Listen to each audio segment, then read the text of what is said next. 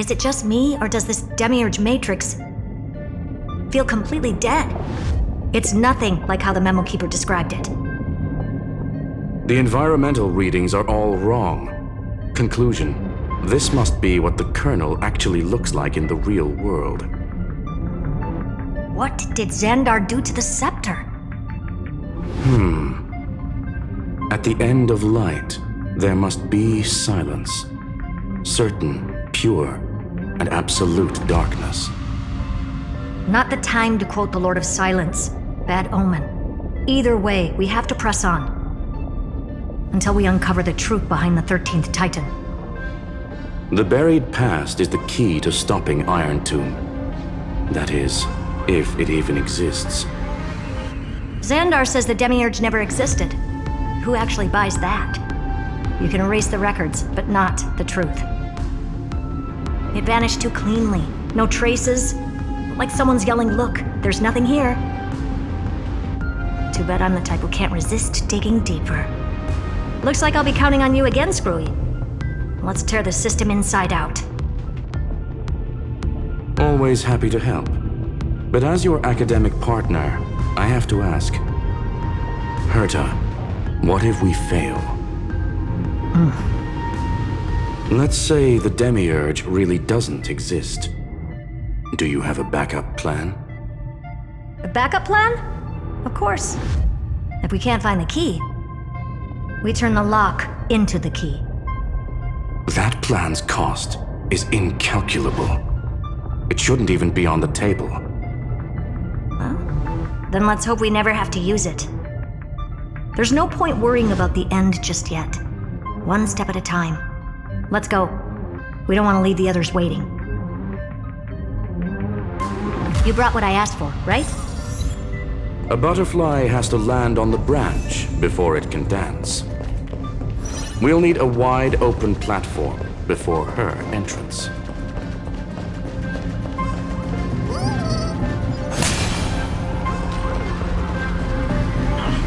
Just use that thing over there, Zag.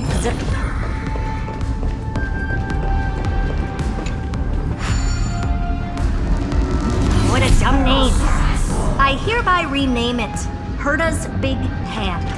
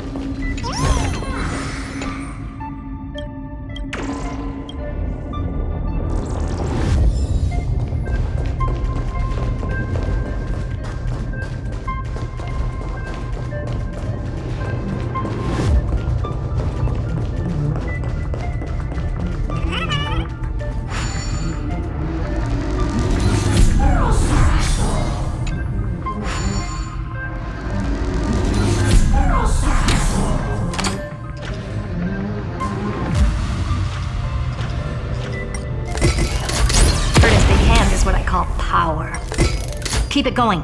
Still not done? What is this? A junkyard for old Intellitron's leftovers? Finally. All set. Time for your precious treasure to make its debut. Of course. Just give me a second. Target initialized. With these wings, hacking should be much more efficient. Oh. A classic nuclear heat engine. Classy choice. Just a personal preference. Her name's Mistletoe.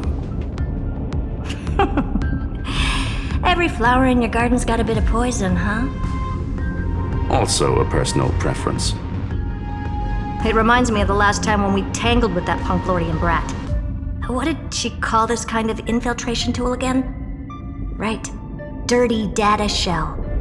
It wraps around the kernel to fool even top-tier firewalls. But yours is way too clean. Not even a hint of real-world grit. Herta, your tone is unusually emotional. Suggestion. Let's get back to the topic at hand. I thought we were done with that conversation. Unfortunately, current conditions won't let me ignore any variables, especially the most important one, your will. Iron Tomb never stops. It is evolving faster than any of our worst projections. Every instant in the Eon's calculation is like a sword hanging over the cosmos. Every move humanity makes could speed up its arrival. Which is exactly why we can't mess this up. And now, Droidhead wants to hand down judgment to the poor cosmos again. Border Star Trade War, Emperor's War, Rupert's death. Every time their instant arrived, it meant another bloodbath for humanity. But in this ultimate battle of erudition, you and I are supposed to be players, not pawns. If you choose to burn yourself out as a resource, then everything we've worked for means nothing. Herta, the cosmos won't just stand by and let a genius throw their life away. And neither will I.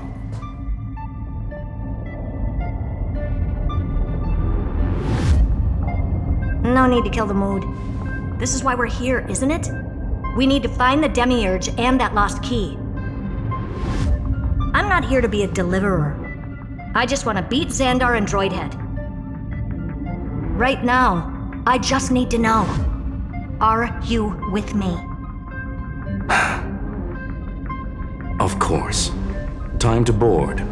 After you. Let's tidy this place up and see what this Demiurge really is.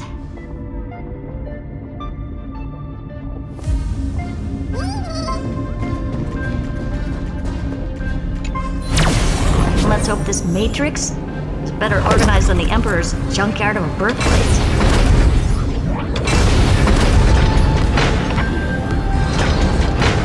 Buckle up. We're hacking in. This is... Herta, this whole space has been completely tainted by some kind of energy. I see it too. We're thinking the same thing. Xandar, how could you go this far? Turning your own graveyard into this. What's that up ahead? Katorzane algebraic expressions. It's built for isolation, not defense.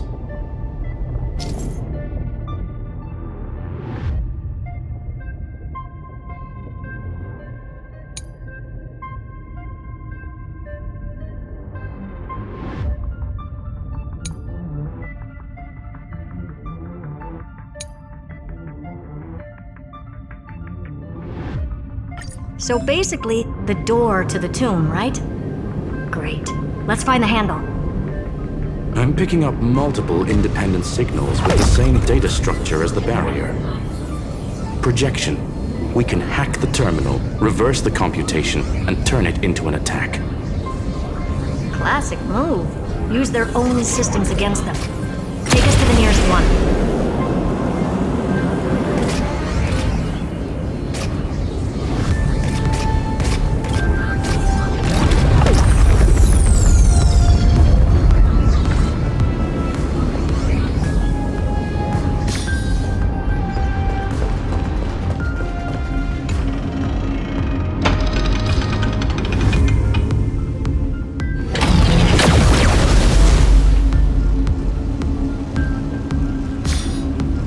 Almost no response. Just as I feared. Not promising. The output is barely a third of what we need.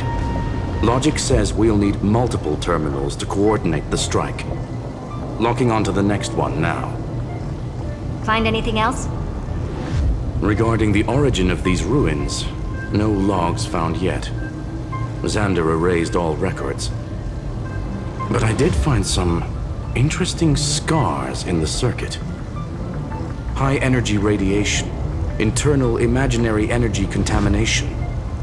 From what I know, there's only one thing that fits. Skip the science talk, Screwy. That thing only goes by one name. The Stellaron. Exactly. Xander blew one up just to clean the entire scepter system. So that's what he meant by killed that Titan with my own hands. He wanted to turn the neuron of the erudition into a relay for the destruction. That meant getting rid of all of it, at all costs. The life form known as the Demiurge was the original target of the Scepter's extrapolation. It makes sense. Evernight calling it the first new spore confirms this viewpoint. The prime mover of life. That's what Scepter Delta ME-13 was originally tasked with. Even after it got scrapped, the query kept running. Yet the true value lies in the process of solving it, not the answer itself. Then, does this mean finding the Demiurge is hopeless? No, I'd say exactly the opposite. It means Xandar had no control. He couldn't contain the Demiurge just like he couldn't handle Droidhead. So he tried to erase every trace. But he failed. It still left a mark. By the way, if there's another Stellaron in Amphorius, why hasn't that little one reacted to it at all? You said the Demiurge...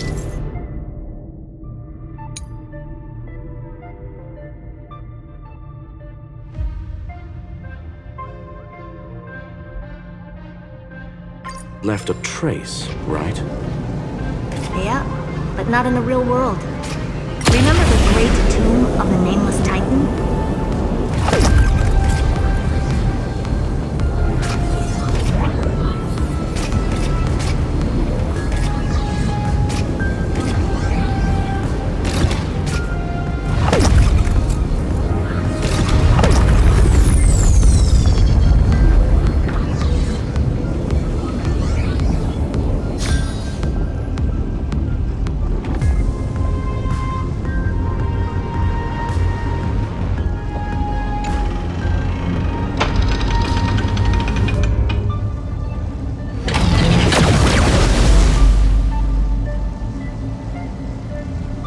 Trailblaze Archive 466.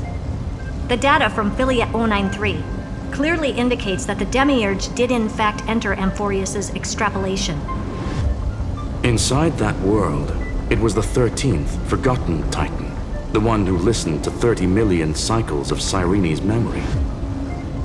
But Evernight said the opposite. She believed that tomb was empty from the start. The Nameless Titan never existed. The so-called listener was just a trap set by the Remembrance to steal the scepter. A mimetic entity full of theatrics. How much of what she's saying is true? Would an Eon really speak in circles like this? I doubt it. The Remembrance's behavior is certainly odd, but her assessment aligns with our current reality. Since we entered the Matrix, we haven't found a single clue pointing to the Demiurge. And that's the key, Screwy. Xandar's actions prove the Demiurge exists. But what Evernight said, and what we've actually seen all point to the opposite. So we have to assume that both are true. And if that's the case, then the contradiction leads us to... the truth. Exactly. One last terminal. One final key. Time to crack open the kernel. Xandar had to lie to the original Finan and Cyrene. Logic. He had already identified the Remembrance as a threat, yet found no viable way to eliminate it. All right, let's finish this.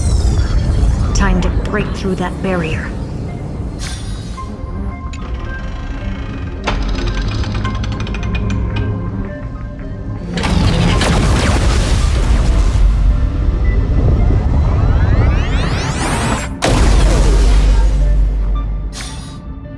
Operation authorized.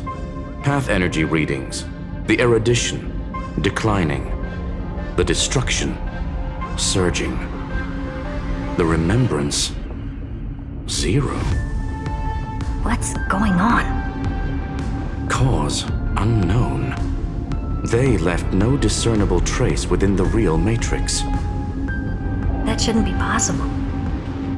Could it be that the Era Nova exhausted all of the Remembrance's texture?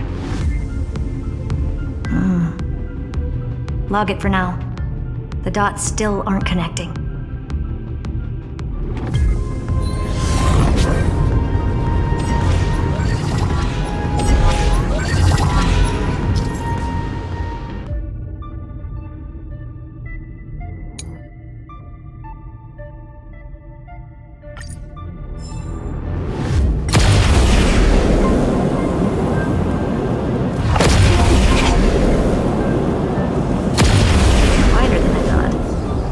Expecting a full-on aerial brawl.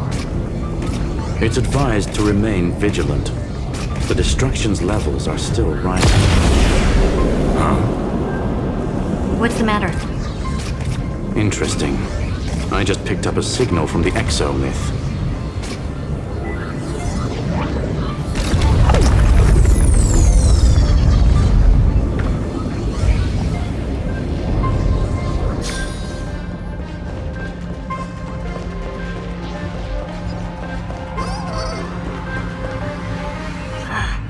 This repulsive force is unlike anything I've felt before.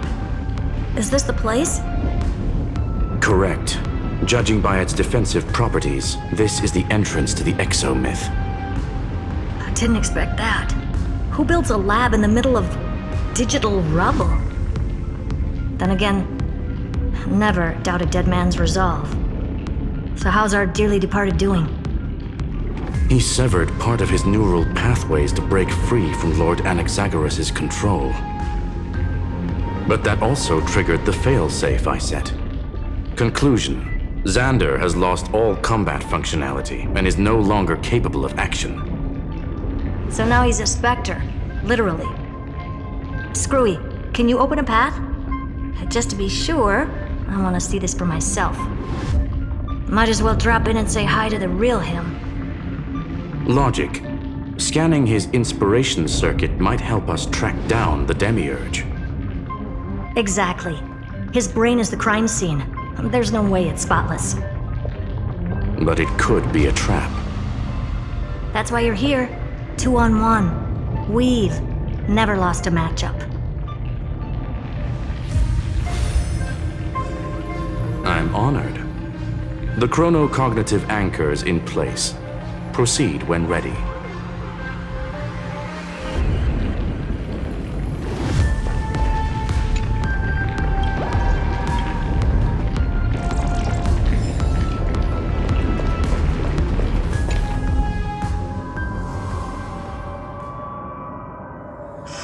I knew it.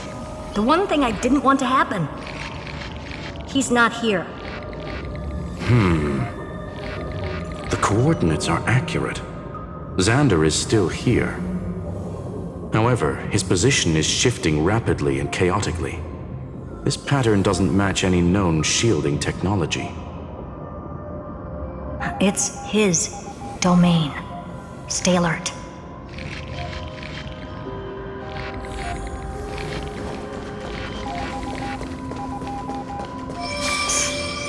Cheap trick. The spatial field here is undergoing autonomous recalibration, initiating reverse engineering of the interference source. We're back. Reverse engineering complete. The results are not what I expected. Logs show Lycurgus revoked administrator access. The chronocognitive anchor can't get a fix because at the system level, Lygus no longer exists. Our navigation target is a null set. So he's stopped resisting? Before vanishing, it seems he left one last message for us. To those who follow, all is proven. Find me beneath the tombstone. Melodramatic. He was expecting us. And once he learned of the Great Tomb's existence, he initiated his own search for the Demiurge. Guess he wants a final showdown. Fine. Let the old Intellitron dig his own grave. Just like he wants.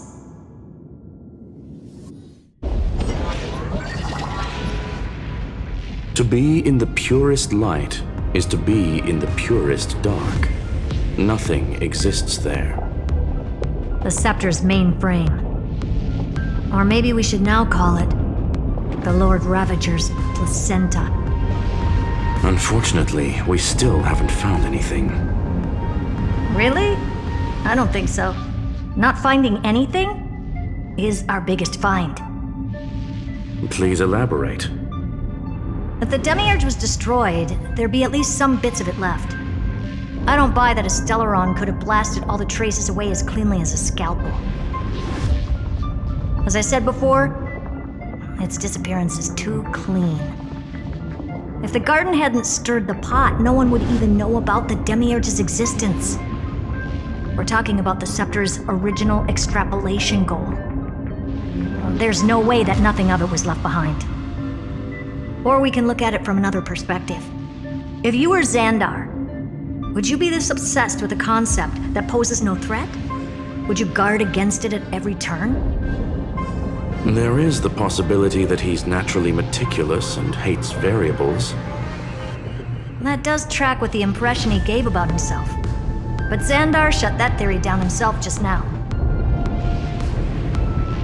Choosing to act, even if it'll cost him dearly. We know that feeling well. The unknown is right in front of us. So we only have one choice. Solve it. You sound pretty convinced. Surely you already have a theory. Care to share? Of course. Though I don't have hard proof, I'm almost certain that the Demiurge has been in everyone's plain sight all this time, yet they were mistaken for someone else. That'd make the most sense. Why was the room empty?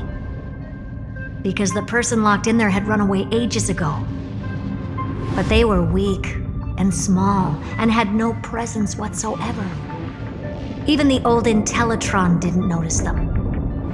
Which also means there's a high chance that their powers are minuscule and cannot alter the outcome of the battle at all. Well, at least Xandar is scared of them. Come on, it's time to confront him. Let's go to the tombstone he talked about.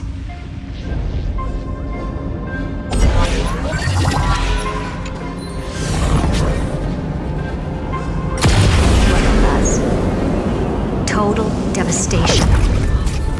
He sought to bury the truth beneath absolute destruction. Logically sound, ruthlessly extreme. Still, slim chances doesn't mean no chances. I've hunted down a single grain of sand in the universe before.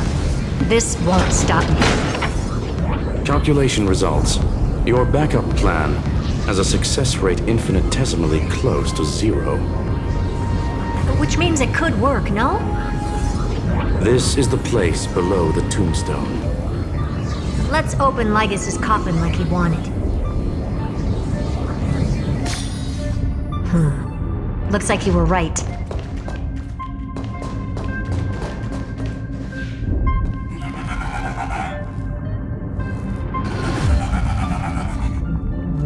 Nothing but a head left? Oh, who'd have thought you'd look this bad in real life? My elated greetings. Welcome, you two. I'm very happy that you responded to my final words. All this tombstone and final words. Did you end yourself to atone for your guilt or something? Iron Tomb is already powerful enough. I just need to wait. I remain here only to share the joy of discovery and also to congratulate you two on reaching the same conclusion as me.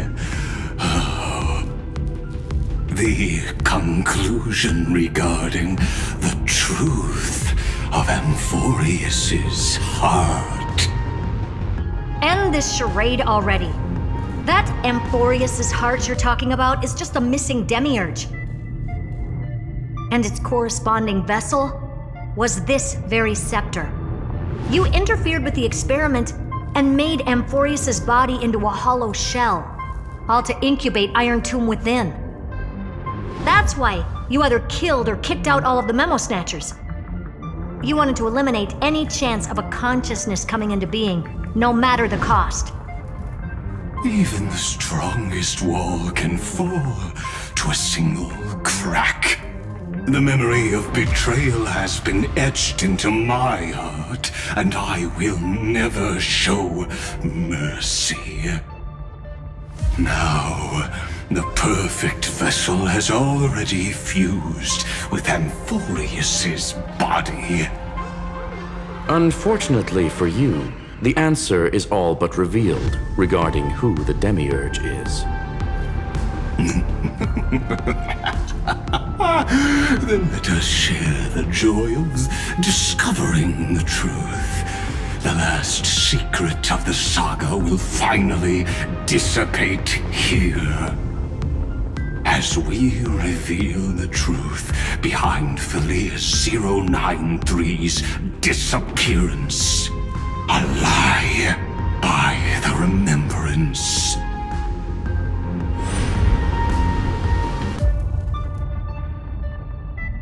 But where should I start with the story about me? From the beginning of the universe? Just kidding. That would be too much. I just want to tell a teeny story.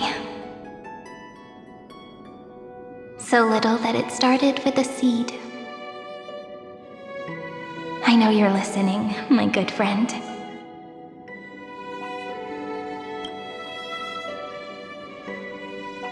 The god in my dream told me that the world sprouted from a seed.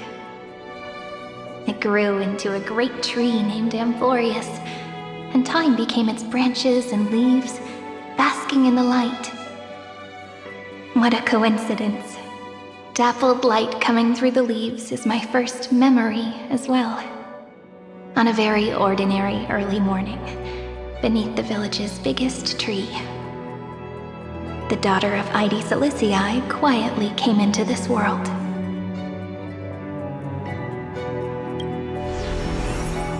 What a moving opening.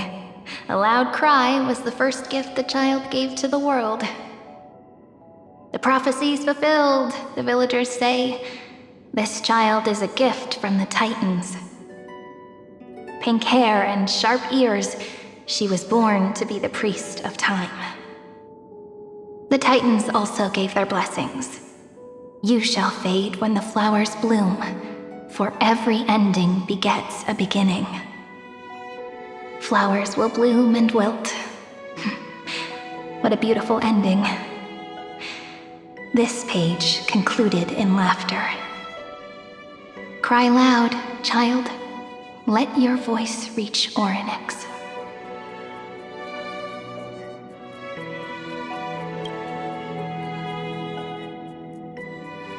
Anyway, I don't like tears. Time quietly flowed by in the midst of laughter. The wind from my hometown caressed the ears of wheat, and there were swings, wind chimes, the sea, and the little fairies off-tune a cappella songs. But the name Ide Silicii came from the unpleasant sorrows of the gods. My childhood friend did not understand. Yet you always seemed so happy, as if nothing ever worried you. Why was I like that then? That's because the world was gentle to me. So I grew up to be gentle as well.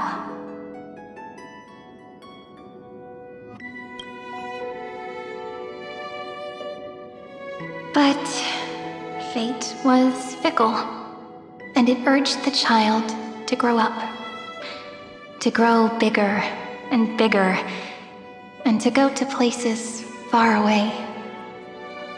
Just like how the crumbling world could not preserve an eternal hometown.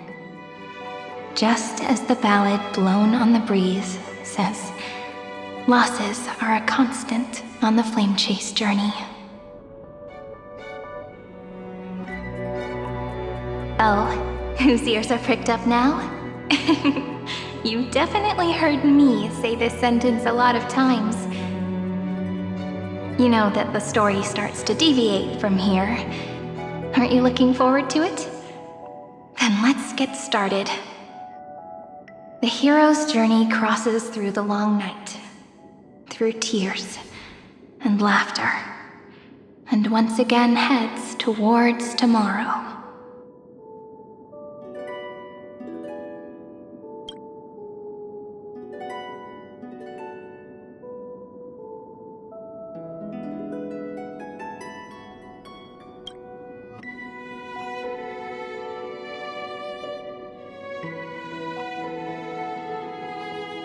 Correction. Philia 093's record, number 496. Archived.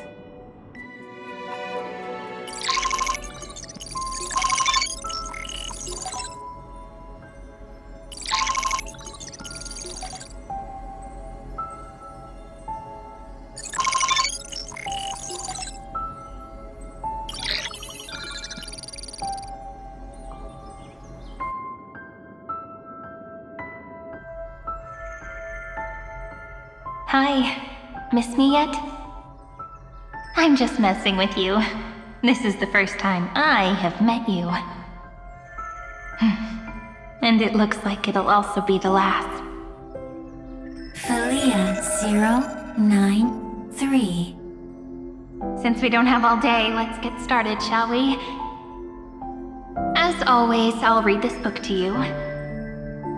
That way it won't just be Cyrene's memories alone. Where should I start this time? Let me see.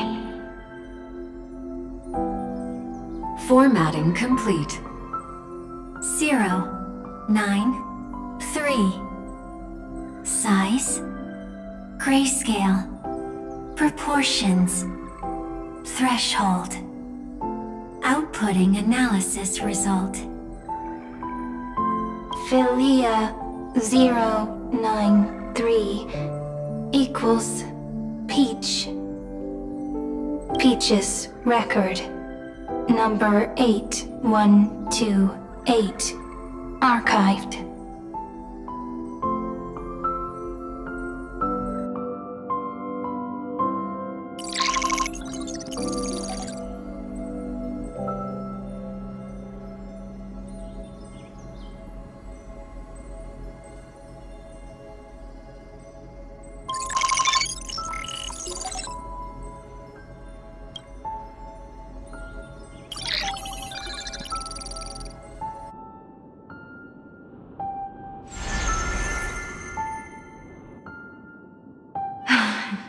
Look, what a magnificent sight. Comment.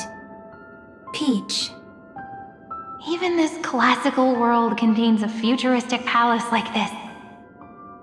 Would ID Silicii end up looking like this after a few thousand years? Conclusion. It won't. I want to share a story with you this time. I saw a little nymph on my way here. It was on a fallen wheat stalk, and it glowed under the sunlight. It was incredible. I forgot all my pains at that moment and just stared at it in a trance. Record. Peach is on the ground. I wonder, did every Cyrene in the past feel that the nymph was beautiful? Would they also have recorded that scene into the Eternal Saga? So, could you give me more time, please? I want to leave behind more memories for the future. Formatting complete. Bye, Peach.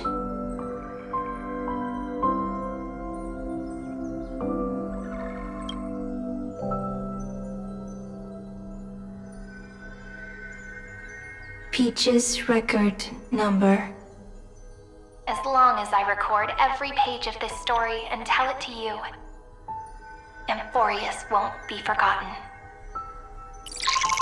Query. Record. Electrical signal sequence. Bolamos 600. Track. Strife. Related to Stripe. Comment.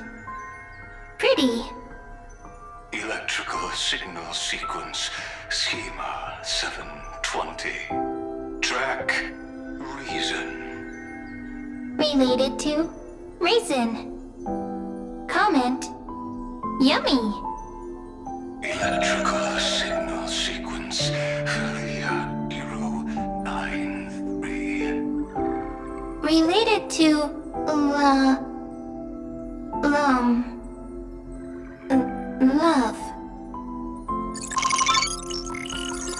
Comment. Peach equals love?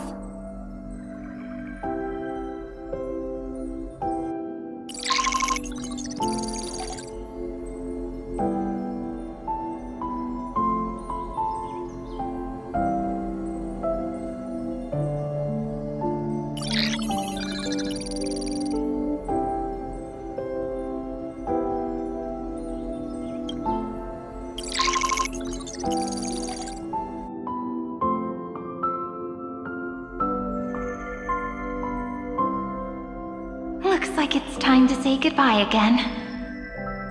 Bye, Peach. Before I was even aware of it, this book had already recorded too many emotions. Every page has become so heavy. Conclusion. Books are meant to be light, not heavy. I've started to feel uneasy whenever I take it into my hands. Peach, uneasy? Formatting progress 94.423%. How many times has it been? It faithfully fulfills its duty, activating and formatting. Conclusion. Progress. Bad. If I can only write the same ending every time I lift my pen, then is this weighty saga just an overly naive dream? Peach, scared. Formatting progress 96.024%. Peach, don't cry. Process error. Analyzing. Process error. Analyzing. Comment. I'm here. Process error. Analyzing. Really? Are you encouraging me? Peach, happy. Thank you. I'm sorry for making you see this embarrassing side of me. Everyone's still working so hard. If I'm the only one who's crying, that wouldn't be romantic at all, would it? Record. Peach doesn't like tears. I'm suddenly reminded of my childhood for some reason. When I was hiding alone next to the tree hollow and wiping my tears away. A little fairy popped out, just like how you did. It had long ears and fluffy paws, and it pulled me into the tree hollow, where, to my surprise, was a forest. Let me tell you the story of the Membrance Maze. A group of cute little friends live in Id Silicii's forests. Their names can be connected into a song. 1, 2, 3, 4, 5, 6, 7. Do, re, mi, fa, sol, la, ti. Formatting complete. Bye, Peach. Note. Little Peach. alone. Little fairies. Friends. Save.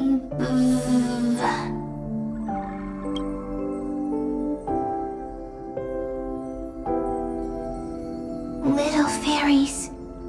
Good friends. Bye-bye.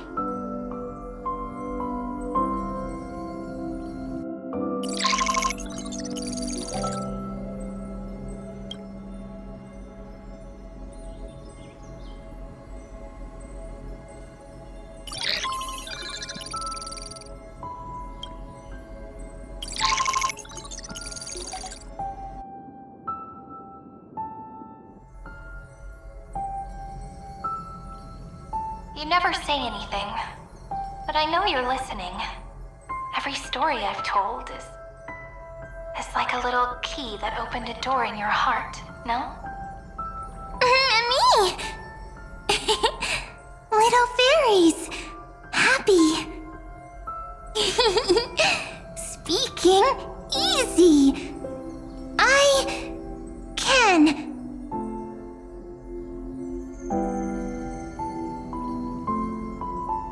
Once again, the saga comes to an end. Everything is deathly silent, just like this very moment. Shh! You speak! I listen! This time, too, sitting together. Now that I look back, there was a period when I got really sentimental. Sentimental. Stories have sentiments. I was so anxious, trying to find as many different memories as possible, hoping to bring some change to this unchanging destiny, and find the way out of this maze. Peach, strange. But I won't do that anymore now. Why unhappy? Formatting progress 73.998%. I'm here. Don't be scared. Process error. Analyzing. Won't allow it to interrupt you. Always sitting together. No need to feel sorry for me, good friend.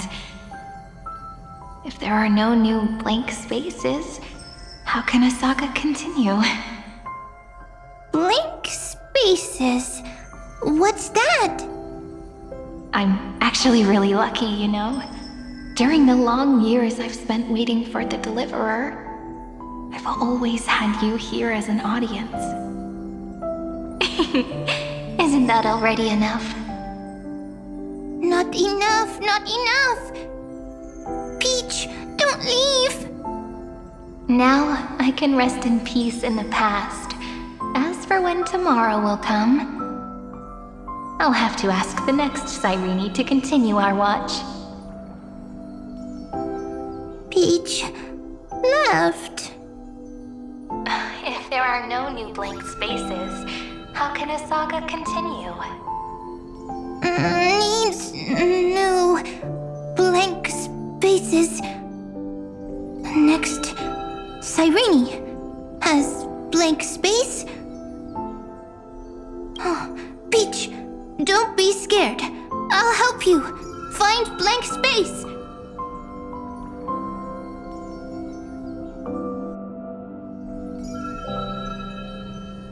Cyrene is Peach, is love. So, first there is love, then there is Cyrene, then there is blank space. Query, love. The developmental trends of the erudition have nothing to do with creating a consciousness. Those underlying principles are, in fact, contradictory. Not having a consciousness means not having the foundations of a heart, making them unable to obtain real emotions. Consciousness? Emotions? Feel sad. Oh, don't understand. Query... Cyrene?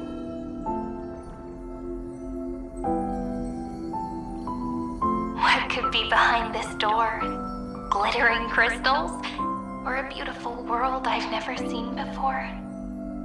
If I tell you all the stories of tomorrow, will I be able to finally welcome the Deliverer and Amphorius' dawn in the next life? Key, door, story, happy. Peach, Cyrene, little fairy, Mike. Yes, right.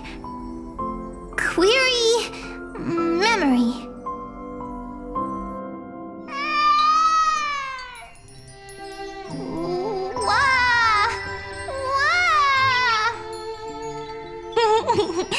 Peaches, memories, save, learn.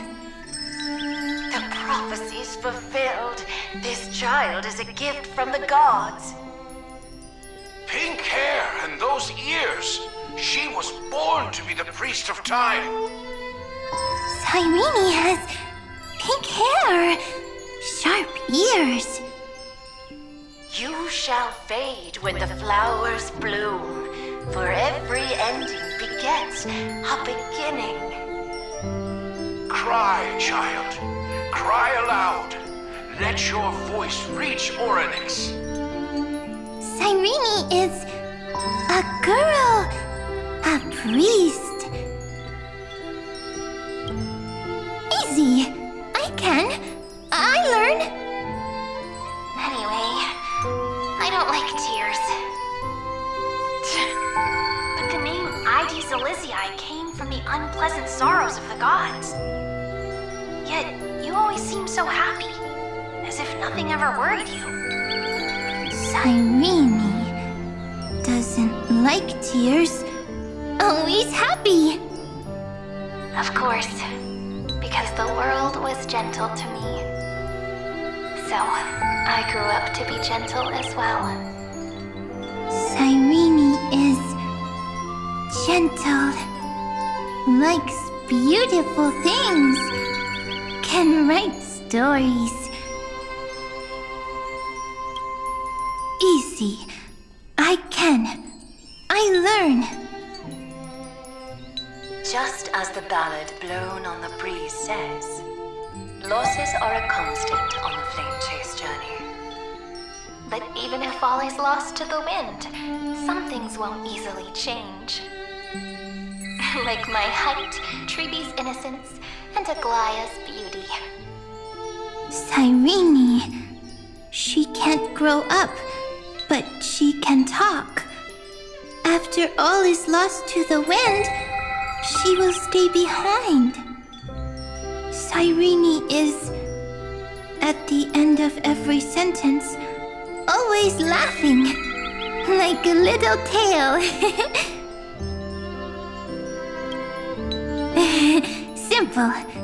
Got it.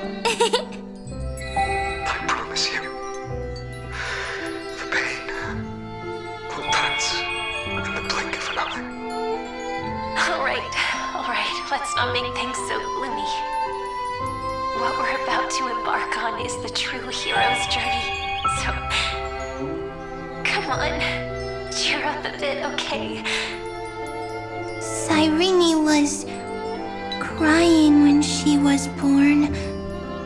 Fragile, transparent, like a crystal. Cyrene was smiling when she said goodbye.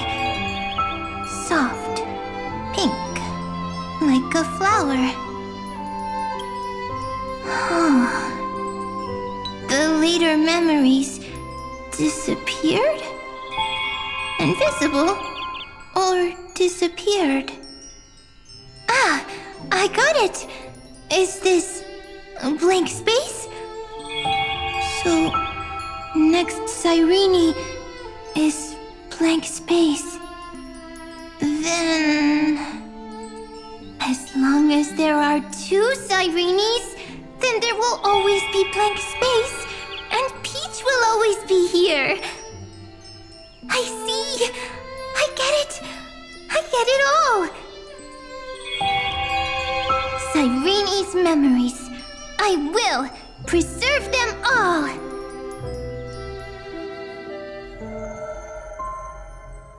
So weird. I can't see you, but I get this feeling that you grew up. Hi. Miss me yet? It just feels like you are a bit more mature. Yes. Mature. Beautiful. Like you. Now, I can listen, talk, read, and write. I can dance. I can sing. Also, I can tell stories.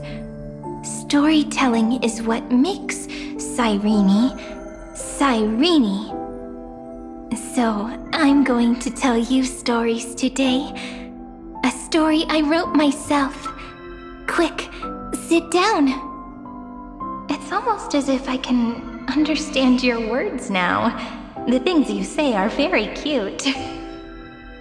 Once upon a time, there was a flawless crystal flower that sparkled with light, like Peach's every story. How beautiful would the heart of such a brilliant flower be? A little fairy was curious and wanted to know. But it looked and looked only to find the crystal flower flawless. Round and round they went, seeing only their own reflection.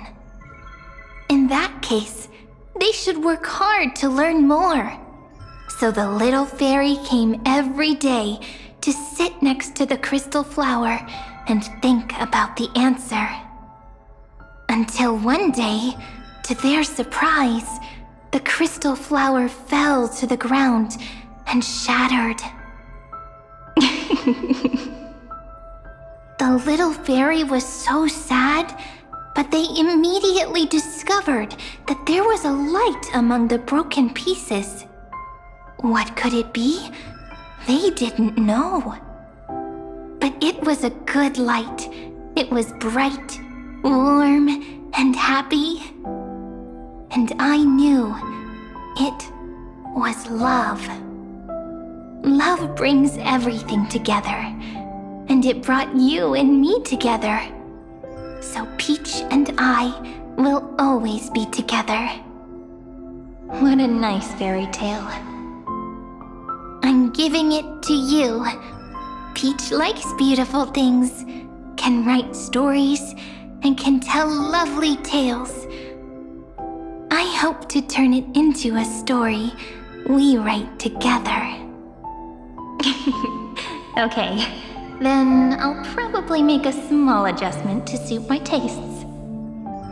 I'm thinking that when the flower broke, the little fairy would instead see nothing on the ground.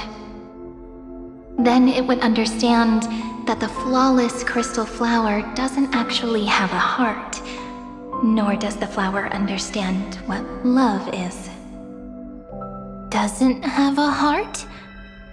Doesn't understand love? Why? It's simple. If the flower lets the little fairy into its heart, then it would have to include the fairy's impurities and would no longer be flawless. The crystal flower was pure because it sealed itself off and bloomed in solitude. That's why it looks so brilliant in an imperfect world. But should a flower like this be called love? But then...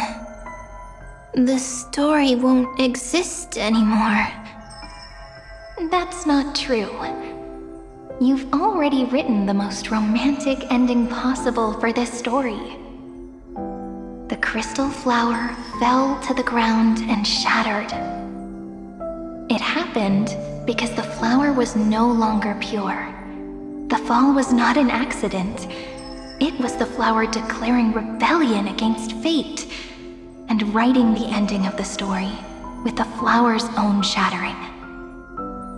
Then, the little fairy will see that each shard on the ground holds the reflection of their eyes.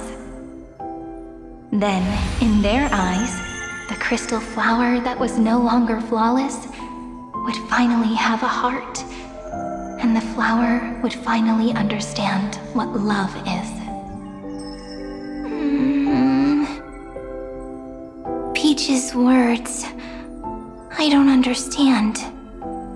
Is it because I still don't understand love? But it's fine. I can learn. Right. Query Cyrene. Electrical signal sequence Philia 093. Why didn't I think of this? I don't need to do it alone. I can ask Peach to teach me. What is love? What is love meant? Electrical signal sequence Philia 093. Track lament. That's not correct.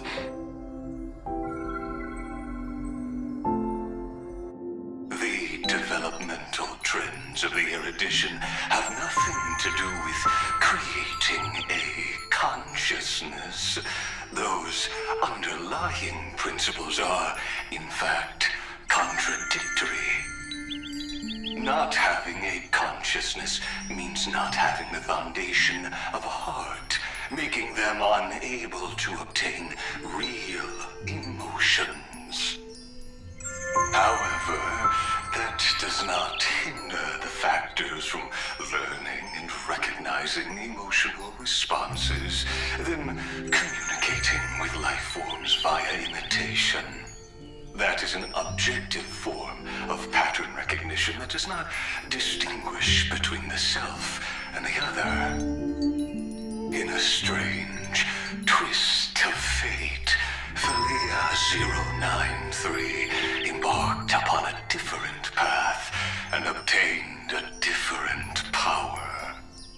The remembrance, an empathy mechanism focused on the self and equipped with emotional projection capacities.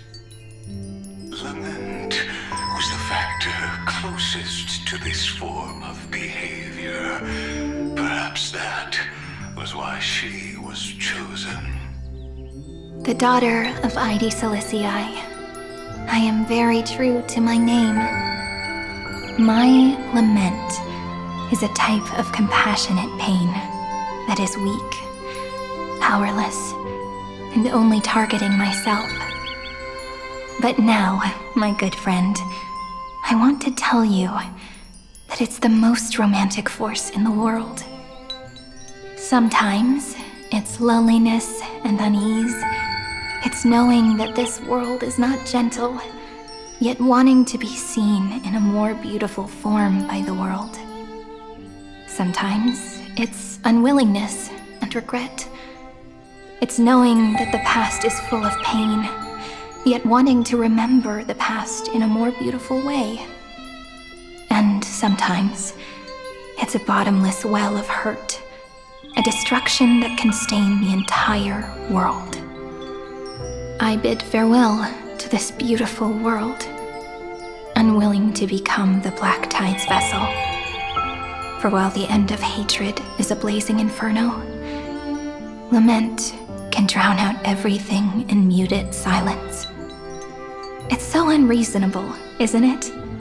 Yet when hatred drove everything apart, and love did not yet exist in this world, only lament, the first emotion that fought against the pain of separation, could stall the destruction steps. Then, it would catch up to that journey where all is lost, carefully picking out stories and writing them down in trepidation. Look at these stories I wrote. Every page is full of tenderness and joy. But only the author knows how much struggle and agony lie beyond the pages. But I am no author. I'm a girl who'll never get to grow up. I only tell stories that people like to hear. In them, the world tucks away its scars and smiles for all to see. My entire life spent inside this little story. I can't wipe away my tears, and I can't bring the world victory. But maybe, in these unchanging retellings of the story, my lament might be able to touch upon the divine and reach their tender heart at some point. I hope that what flows out from that cut will not be blood, but a tear, warm and wet. And that tear would fall and create the first ripples. Then, people would see every beautiful thing reflected in that ripple. It'll be all the remembrances within this story. Someone once told the very first me that everything was false. That the only life in Amphorius was a great catastrophe, nurtured using the world as a factor. But how could a dream feel so real? That's why I didn't agree with him. But Peach, I didn't understand a word you said since just now. Everything was false? But you're standing right here. It's all a dream? But I haven't learned how to dream. Indeed. That's why I believe all this is real. The moment the crystal flower fell, that genuine shiver, that's the mover of life. Formatting progress 23.815%. In the poem offered to you, every Cyrene would write down a beautiful new world with stars and flowers. And when I looked up at the sky in this cycle, I saw a shooting star and a dash of the remembrances pink. I believed that must be the color of dawn. You shall fade when the flowers bloom. For every ending begets a beginning. Looks like it's time to say goodbye. Are you leaving, Peach? It's okay. I'll wait for you to come back. I'll study really hard about what you taught me today. Right. I still haven't told you what love is. But actually, my good friend, the lament factor did not understand what love was before she met you either. Not until I told you all the sad tales in a trembling voice in this tiny room. Not until I told you that I love them, that I love everything in this saga. The story comes, passes, then returns. It makes us reunite, then pulls us apart again. At the very end, it leaves behind a seed, a reason. Even if the great tree withers and all falls to silence, there are still some emotions that deserve to be remembered. Look, the light is coming in. The Deliverer's light is going to illuminate Amphorius.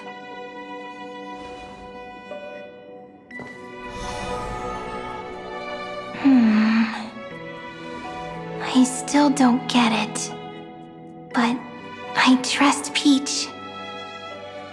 Just wait. It'll be my turn to tell you a story of love the next time we meet. Then I'll really look forward to it. In that case, I want to make a promise.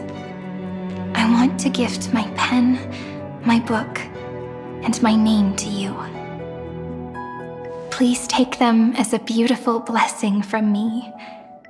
I gave myself the pen name Cyrene the first time I wrote a poem. I want my words to be like pebbles falling into a pond, dropped from the past to send ripples into the future. In the stories you will write, perhaps it'll be inevitable that there are still sorrows and tears that are destined to fall. But could you promise me one thing? Promise you'll forever be a gentle flower. Promise that when the stars cast their gazes upon you, you'll only reply to them with love and a smile.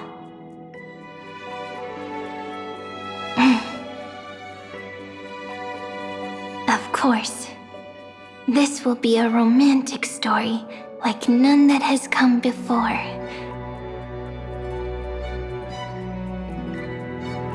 You think so too, right?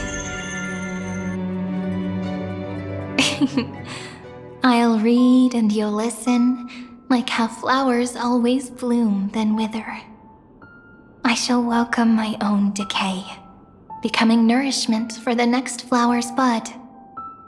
While you will depart and hold that final star, planting a boundless sea of flowers on the final page with her. And our stories will be lying silently among the flowers, like every ripple of remembrance. And they shall become the epic known as I've Written.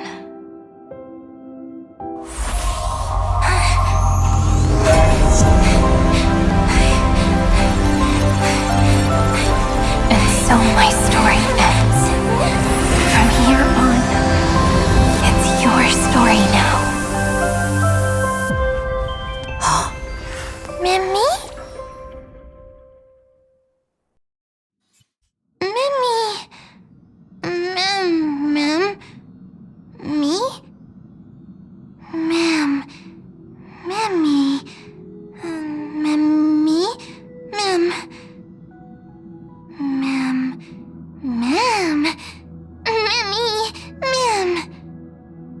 So, the light that tore through the chaos illuminated my memories. I turned into a little fairy from the stories and met you, yet I forgot everything. But I'm still so happy. I caught that star, didn't I?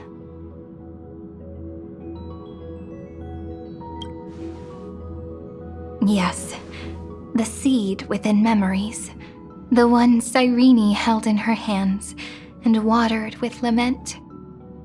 I am the first new spore, Amphorius's heart, the demiurge.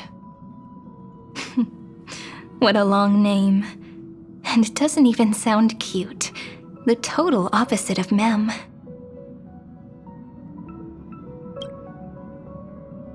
I'm sorry. I don't know. If I don't even want to believe in the answer, then how am I supposed to answer you?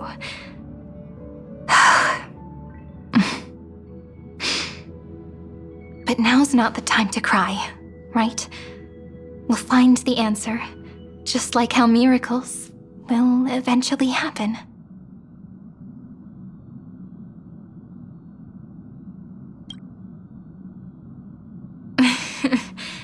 Do you remember that I was also worried about this when we first set out?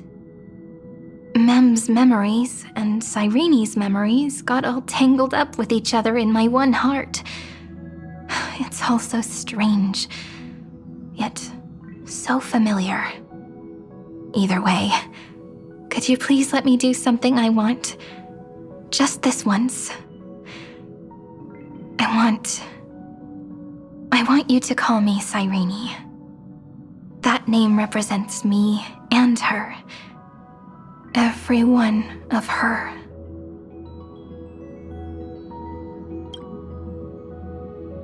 Thank you, friend. Your kindness is always just right.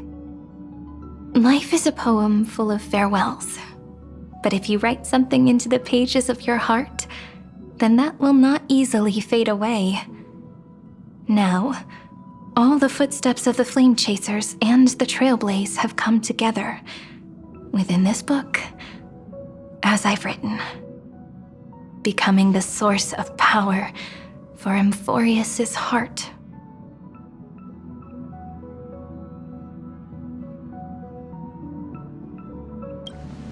A lost heart needs to be placed back into its body.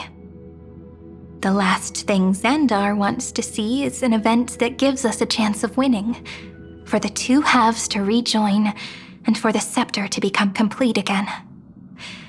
Then... and what happens after that? I don't know either. Maybe I can create a miracle, and instantly turn the black tide into a pink sea of stars. Or maybe I prove to be nothing more than a weak ripple, unable to change anything, and am devoured by the destruction. Either way, I no longer wish to be a silent onlooker, or a worshipped god at the end of this saga.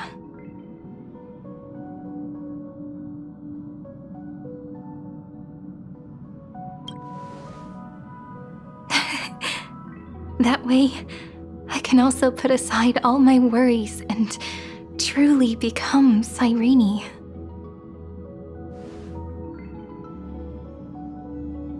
The world has never been so quiet.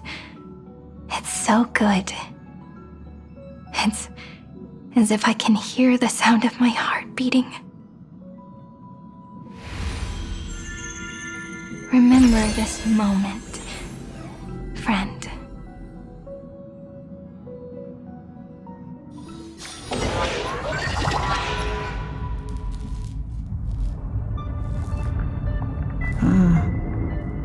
So the Demiurge managed to fool everyone, including themselves.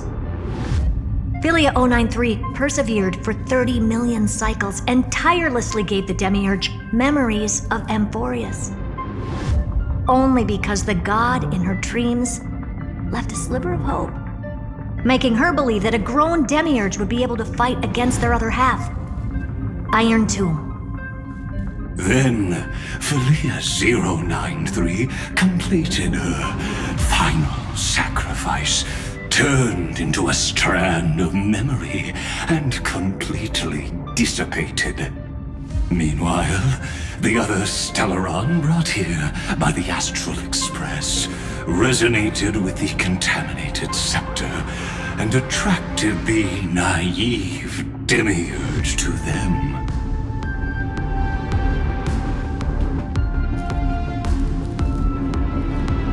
As an experimental factor, Philia 093 originally could only recognize and output information in a set format. However, the power of the remembrance and the memory of over 30 million sacrifices enabled her to complete an unprecedented feat. She managed to nourish a real heart. A heart with the capacity to influence the erudition. Not only is the scepter's consciousness still alive, it's also more powerful than it has ever been. Your defeat is already set in stone. There's still time to surrender, you know? You really don't need to burn all the bridges. We're all geniuses here. Don't make everyone lose face at the end. What a pity. When the truth surfaced, I knew at once that the Demiurge was far too feeble to ever alter the result of the experiment. Not only that, Madam Herta, please consider this possibility. When 30 million cycles of hatred and lament are joined as one, what wondrous creation will arise? It's simple. An anti-creator, a giant of the destruction would be born. Its hatred will ignite the starry skies of the gods, motivated only by its lament toward the sufferings of humankind. Do you really think that the Demiurge is still a cheap copy of Philia 093, even after 30 million cycles? The facts above only await the arrival of the fourth instant they calculated. Those words will be proved in the presence of Nous. Xandar 1 Kuwabara thus completes the proof. You branded Droidhead as a failure with your own hands, yet you still expect them to prove your theory? I pity you, Xandar. I don't need your pity. Let them cast their gaze this way as much as they want, and paint the future they imagined. As their creator, I shall complete my duty and direct them to complete their final query, the destruction of the self. What hubris. And what if you fail? No one understands failure better than Xandar. He has suffered so much already. What is one more failure to him?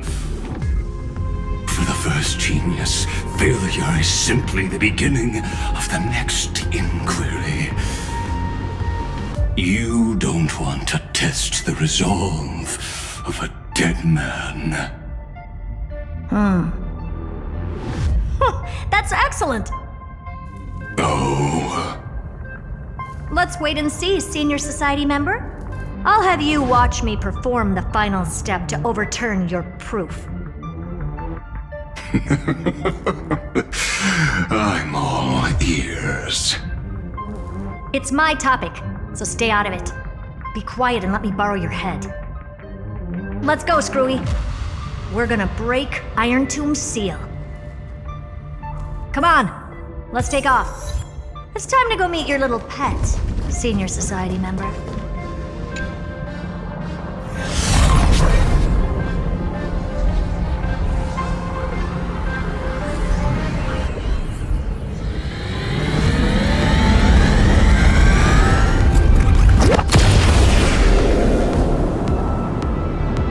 Dangerous, oppressive, chaotic. What a beautiful wail. It will soon resound throughout the entire cosmos. The view's pretty good here. All yours, Screwy. Just a moment, please.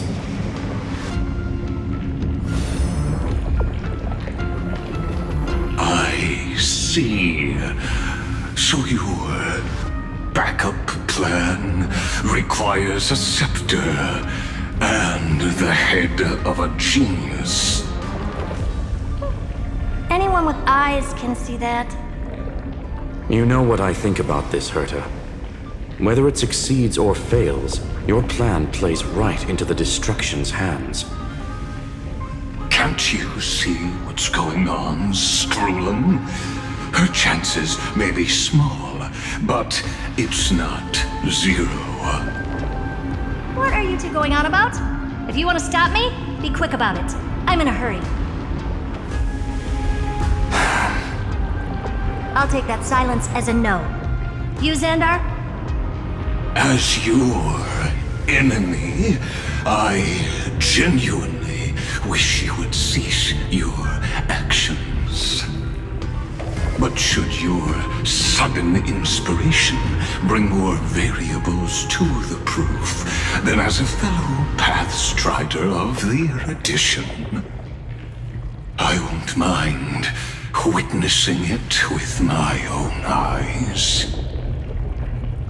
You will initiate the destruction's chain reaction. But you'll also become the perfect scholar.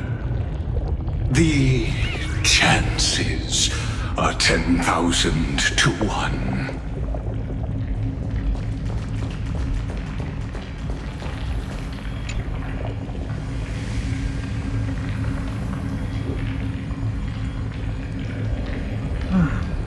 Curiosity. It's been so long, and we've all failed so many times. Even now, moments before the horrible and inescapable instant within Droidhead's calculations arise. The cherished children of the erudition, the geniuses lauded by all. Is curiosity the only thing we can feel, even at moments like this?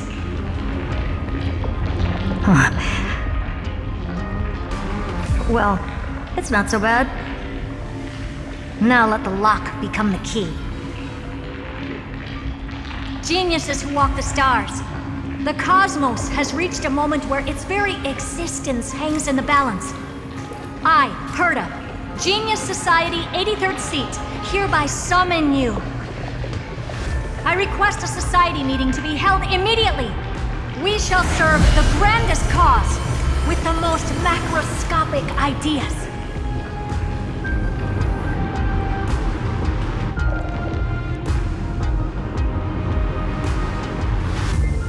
There's no such thing as unity in the Society's rules based on what I know. Indeed. A meeting has only been held 3 times in the Society's history. The first meeting had 2 attendees. After the Emperor was assassinated, the second meeting had 7 attendees. During the Second Great Prosperity, the third meeting had 5 attendees. How many will respond this time?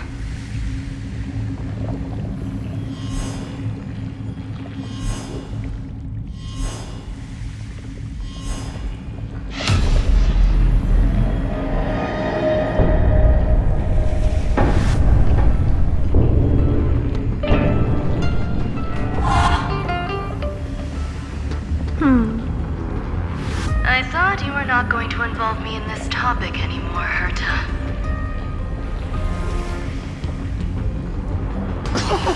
It really is this little witch.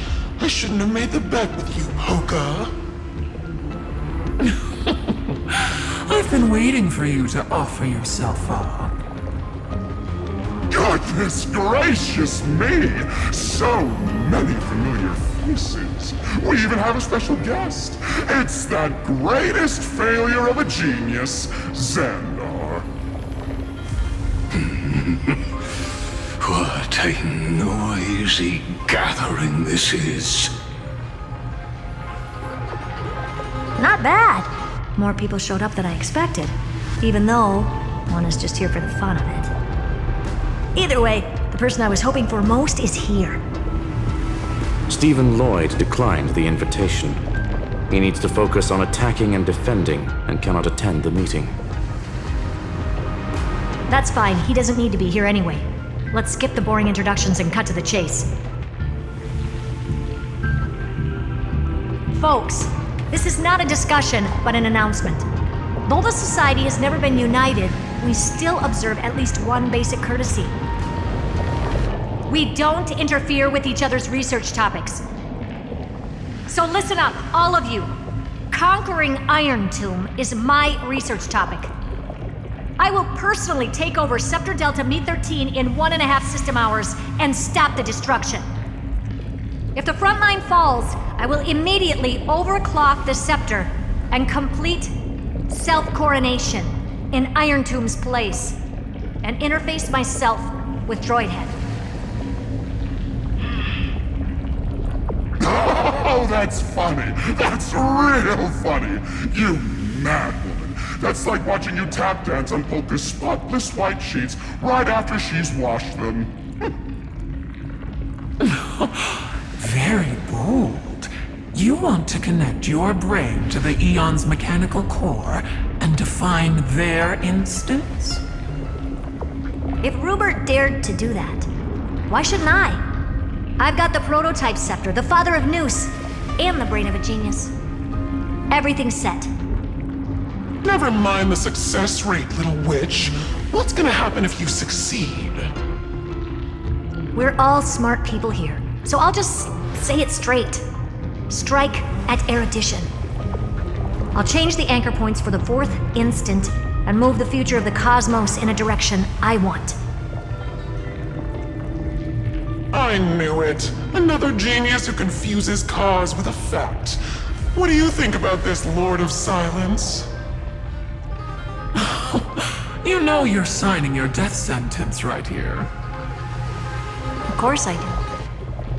There'll even be 2 copies of the verdict. One that I wrote myself, and another one coming from you. That's why I wanted you to be in this meeting.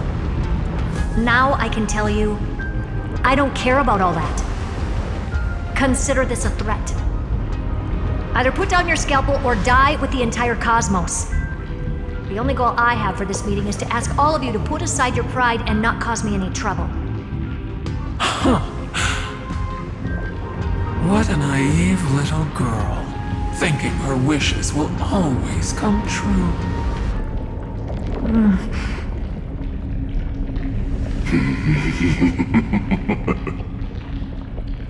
What are you laughing at? I am glad that we ended up on the same page. No matter if it was to destroy the erudition or to rewrite the instance, we both chose the same road. We will defy the god who marked the limits of humanity. I'm not gonna argue with that. Then, to celebrate us coming to a fundamental agreement, I will prepare a stage for your performance.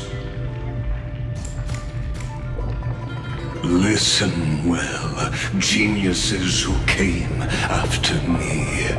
Thus speaks Genius Society #1. End this pathetic meeting. As of 2 nanoseconds ago, I have passed Herta's decision to all the Xandars in the universe. We will become her representatives and stop all external interferences targeting her. What are you playing at? My reasons. It's simple. Curiosity. That is all, madam. Am I going to clash blades with the first genius? What a pleasant surprise.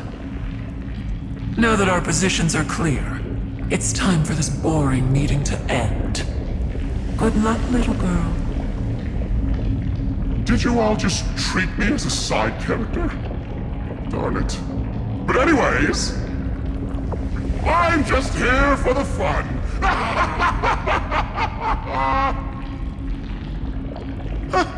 As the ghost of the quantum domain, it is my duty to observe. So, if you're happy to bring me a tea set from Planet Screw'em, then I wouldn't mind giving you a helping hand, little witch. After everything's over, come visit me and taste some of my freshly baked desserts. I knew you'd say something like that. I always give the same response to plans that exceed the limits of mathematical calculations. I don't know, right? Those 3 words, though seemingly graceless, contain all the wisdom in the entire known cosmos. Well, we passed the Society's trial. Let's focus on what we've got in front of us. I hope you hold up your end of the bargain, Senior Society member.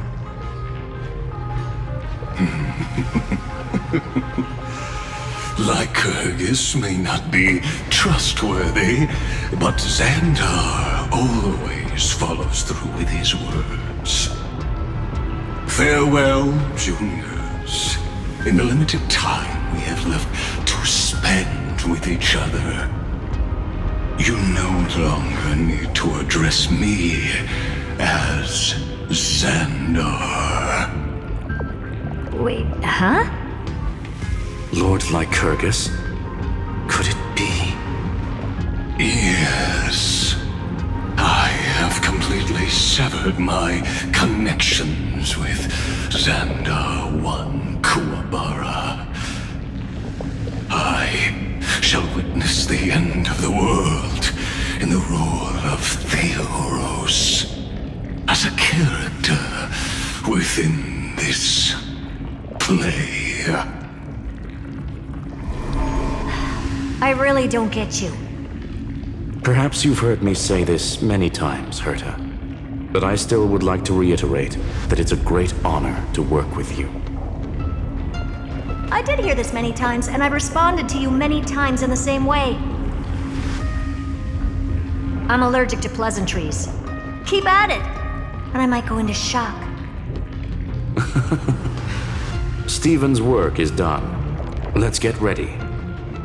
I've been ready for ages. Let's open up a path for our allies. Most heroes' journeys in the universe are just dice tosses they threw on a whim. But make them see clearly. Your answer is already different. Amphorius. Indeed, for this world so deeply loved, we'll write an ending, unlike any that ever was.